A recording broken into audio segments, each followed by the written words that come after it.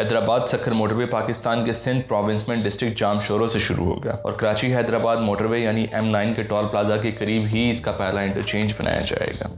इस इंटरचेंज से तकरीबन 2.5 किलोमीटर के फासले पर M6 मेन टोल प्लाजा बनाया जाएगा जो कि इसका सदरन एंट्री पॉइंट भी होगा। फिर ये राइट साइड को टर्न करते हुए जामशोरो थर्मल पावर प्लांट के करीब इंडस हाईवे यानी N55 को क्रॉस करेगा, जहां इस मोटरवे का दूसरा इंटरचेंज बनाया जाएगा। ये इंटरचेंज जामशोरो सिटी की ट्रैफिक को फैसिलिटेट करेगा। इसके बाद ये कोटरी बिराज से 8 किलोमीटर अपस्ट्रीम रिवर इंडस को क्रॉस करते हुए डिस्ट्रिक्ट हैदराबाद में एंटर होगा, जहाँ रिवर इंडस पर एक मेजर ब्रिज भी बनाया जाएगा। इसके बाद ये लेफ्ट साइड को टर्न करते हुए तंडो सईद खान के करीब N5 यानी GT रोड को क्रॉस करेगा, जहां M6 का तीसरा इंटरचेंज बनाया जाएगा जो कि हैदराबाद सिटी की ट्रैफिक को फैसिलिटेट करेगा। इस इंटरचेंज के बाद ये N5 के तकरीबन पैरेलल चलते हुए मसो के करीब डिस्ट्रिक्ट मटियारी में एंटर होगा और फिर मटियारी शुगर मिल के करीब मटियारी टंडोलायार रोड को क्रॉस करेगा। इसी जगह पर इस मोटरवे का चौथा इंटरचेंज बनाया जाएगा। ये इंटरचेंज मटियारी से तकरीबन 6.5 किलोमीटर के फासले पर होगा और इसके बाद ये गोड शाह मीर वसी के ईस्टर्न साइड से गुजरेगा, जहां इस मोटरवे का पहला सर्विस एरिया बनाया जाएगा। आगे फर्दर नॉर्थ मूव करते हुए ये केबर और रोडेरो लाल के दरमियान N5 लिंक रोड को क्रॉस करेगा, जहां इस मोटरवे का 5वां इंटरचेंज बनाया जाएगा। ये इंटरचेंज केबर से तकरीबन 3 और रोडेरो लाल से तकरीबन 2.5 किलोमीटर के फासले पर होगा। M6 की ट्रैफिक इसी इंटरचेंज को इस्तेमाल करते हुए तंडो आदम और फिर सांगढ़ डिस्ट्रिक्ट को एक्सेस कर सकेगी। इसके बाद ये दरिया खान तालपुर और बिरशाह के ईस्टर्न साइड से गुजरते हुए मोहम्मद हाशिम निजामानी के करीब हाला शहदादपुर रोड को क्रॉस करेगा, जहां इस मोटरवे का 6वां इंटरचेंज बनाया जाएगा। ये इंटरचेंज N5 पर मौजूद हाला से तकरीबन 9 और शहदादपुर से तकरीबन 14 किलोमीटर के फासले पर होगा।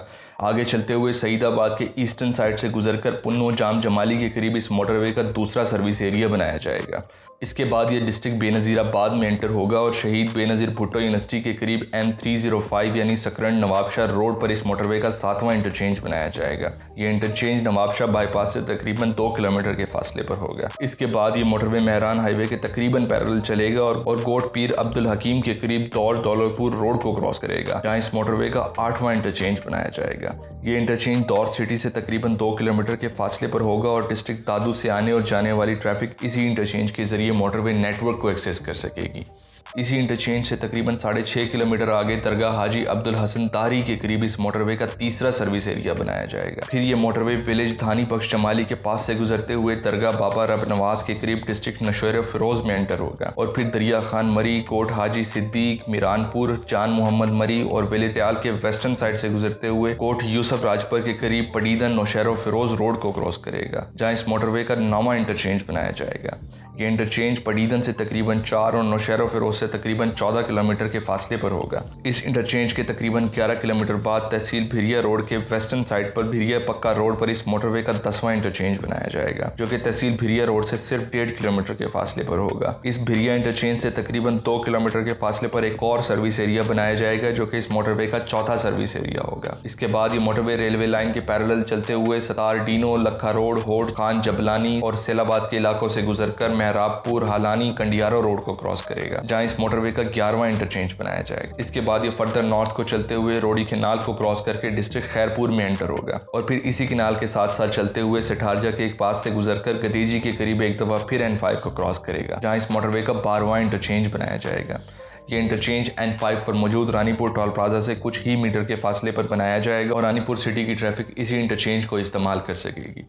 फिर ये मोटरवे N5 के लेफ्ट साइड पर शिफ्ट होगा और रानीपुर सिटी के वेस्ट से गुजरेगा, जहां सरदा जतोई के करीब इसका 5वां सर्विस एरिया भी बनाया जाएगा।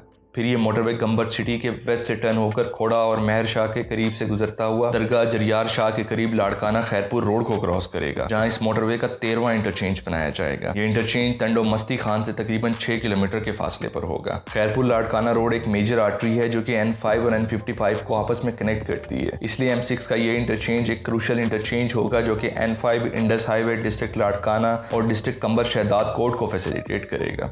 इसके बाद ये खैरपुर स्पेशल इकोनॉमिक जोन के वेस्ट साइड से गुजरते हुए शाह हुसैन के करीब खैरपुर पीर जो गोट रोड को क्रॉस करेगा, जहां इस मोटरवे का 14वां इंटरचेंज बनाया जाएगा। ये इंटरचेंज GT रोड से तकरीबन 3 किलोमीटर के फासले पर होगा। फिर ये मोटरवे N5 के साथ साथ चलते हुए वारिस गंबर, कोट पीर, मांगो के इलाकों से गुजरेगा, जहां ठहरी के करीब इस मोटरवे का नॉर्दर्न टोल प्लाजा बनाया जाएगा। इसके बाद ये राइट साइड को टर्न होकर बब्बर रोई बाईपास पर एक दफा फिर N5 को क्रॉस करेगा, जहां इस मोटरवे का 15वां इंटरचेंज बनाया जाएगा। M6 का ये इंटरचेंज भी बड़ा क्रूशल होगा जो कि सक्कर सिटी और फिर N65 M5 के जरिए डिस्ट्रिक्ट शिकारपुर और डिस्ट्रिक्ट जैकबाबाद की ट्रैफिक को मोटरवे नेटवर्क से कनेक्ट करेगा। इसके बाद ये मोटरवे फाइनली रोडी कनाल को क्रॉस करके डिस्ट्रिक्ट सक्खर में एंटर होगा और फिर नरो कैनाल पर M5 से कनेक्ट हो जाएगा, जो कि इस प्रोजेक्ट का एंड पॉइंट होगा। इस तरह 15 इंटरचेंजेस के जरिए ये मोटरवे सिंध के 7 अजला से डायरेक्टली कनेक्टेड होगा और बाकी करीबी अजला की एक्सेसिबिलिटी भी बेहतर होगी। इस 306 किलोमीटर लंबाई वाले 6 लेन मोटरवे के लिए इन 7 डिस्ट्रिक्ट में तकरीबन 7800 एकड़ लैंड ऑलरेडी एक्वायर की जा चुकी है। इसके अलावा फेंस्ड मोटरवे होने के बायस इसके अलाइनमेंट में आने वाले अर्बन एरिया में मोटरवे के अतराफ सर्विस रोड भी बनाई जाएगी, जिसकी टोटल लंबाई तकरीबन 30 किलोमीटर होगी।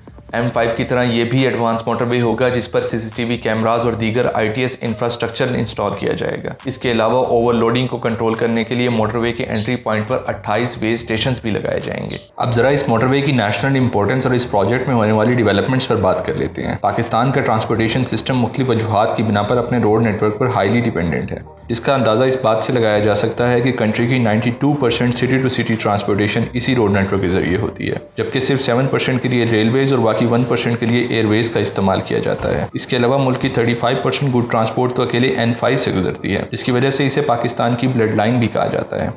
पाकिस्तान के northern border, federal capital, 3 provincial capital और 2 मेजर पोर्ट्स को कनेक्ट करने वाले इस ट्रांसपोर्टेशन कॉरिडोर के अराउंड पाकिस्तान की 80% से ज़्यादा पॉपुलेशन भी आबाद है। इन्हीं फैक्ट्स को कंसीडर करते हुए नेशनल ट्रेड कॉरिडोर प्रोग्राम के तहत पेशावर और कराची के दरमियान हाई स्पीड कनेक्टिविटी के लिए मोटरवेज प्रपोज की गई, ताकि न सिर्फ डोमेस्टिक ट्रेड फैसिलिटेट हो सके बल्कि अरेबियन सी से सेंट्रल एशिया, चाइना और अफगानिस्तान को जाने वाली इंटरनेशनल ट्रैफिक भी अट्रैक्ट हो। कराची और पेशावर के दरमियान 7 मोटरवेज इसी पर्पज़ के तहत प्लान की गई, जिनमें सिर्फ अब सक्खर और हैदराबाद के दरमियान मौजूद M6 पर कंस्ट्रक्शन होना बाकी है। लेकिन मई 2024 में होने वाली JCC मीटिंग और इस प्रोजेक्ट की CPEC फेज़ 2 में मुमकिन इंक्लूजन मुल्क की ट्रांसपोर्ट इंडस्ट्री के लिए एक अच्छा साइन है।